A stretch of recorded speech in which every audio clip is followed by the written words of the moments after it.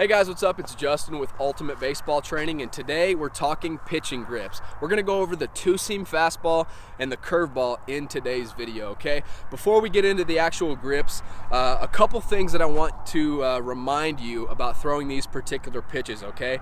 Number one, with both of these pitches, we want to make sure that we finish out in front, okay? We release the ball out in front, out here, instead of up here. Because if we release the ball and our arms all the way back here, it's gonna, sail. It's gonna stay up.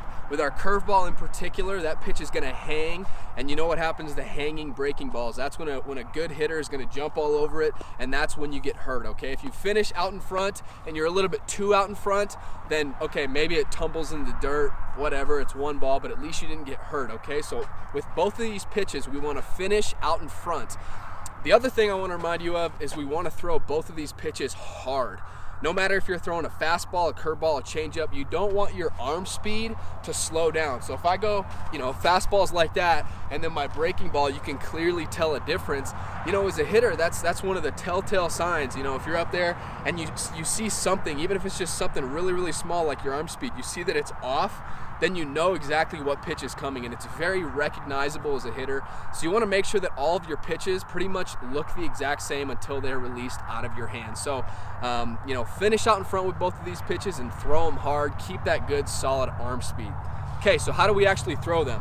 Well, the two-seam, the four-seam fastball is across the laces like that. Okay, a two-seam, all we're going to do is we're going to take our two fingers here, turn the ball this way, and we're going to place them in between like this, okay? Some guys like to have it pretty much straight. Some guys like to have a little tilt this way or a little tilt this way.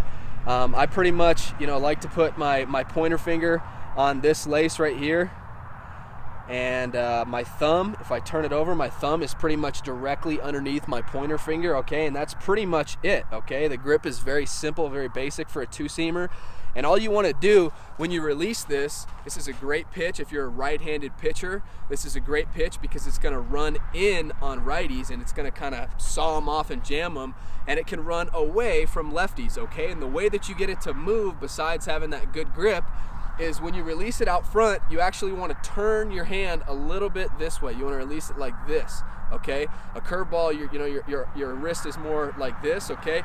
Two-seamer, we want it to slightly turn this way, slightly rotate out, and that's going to get that good hard cut into a right-handed hitter or away from a left-handed hitter. So one more time, two-seam grip, pretty simple. You can vary it. You can put a little bit more pressure on your pointer finger. You can try putting a little more pressure on your middle finger as well. But, never hold it the exact same way. If early in the count you hold it like this, maybe then a little bit later in the count you switch it up just a little bit or switch up your pressure points, and that'll get your baseball to get different movement, and it'll look like completely different pitches to the hitter, which is going to work in your favor, okay? So that right there is the two-seam fastball. The curveball, okay? What I do with my curveball is I pretty much place my middle finger on this lace right here, okay?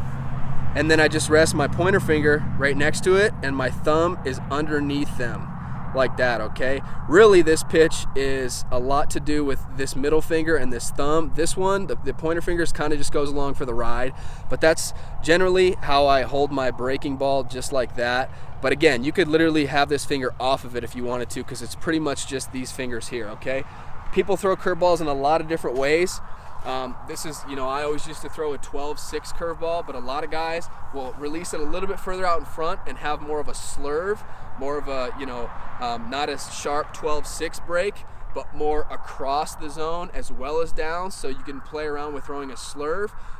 I definitely recommend a 12-6 breaking ball. There's lots of different things you can do, but just like the two-seamer, never hold it the exact same way, and you're gonna get some different tumbles and different breaks on your pitches. It'd be great if you could develop, a 12-6 curveball as well as a slurve. Just make sure that you're throwing it properly, and it all starts with a solid grip.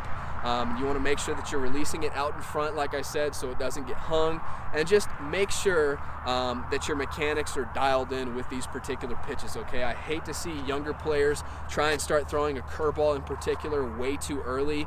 You're fine throwing fastballs and changeups until heck, even 10, 12 years old, but I hate to see younger kids at 10 years old getting Tommy John because they don't know how to properly throw a breaking ball. You don't need to throw them that early, but if you're, middle school, high school age, it's finally starting to become that time where you can learn how to throw different pitches, and it all starts with a good grip. So hopefully you enjoyed this video, guys. If you did, leave me a thumbs up. If you're not already, hit the subscribe button, okay? You can actually hit this button right here to subscribe. That way you'll be notified whenever we release new baseball videos every single week. So hit that subscribe button and get in the comment section below. Let me know what you want me to make future videos about, okay? Hopefully you enjoyed this one, and I'll see you next time.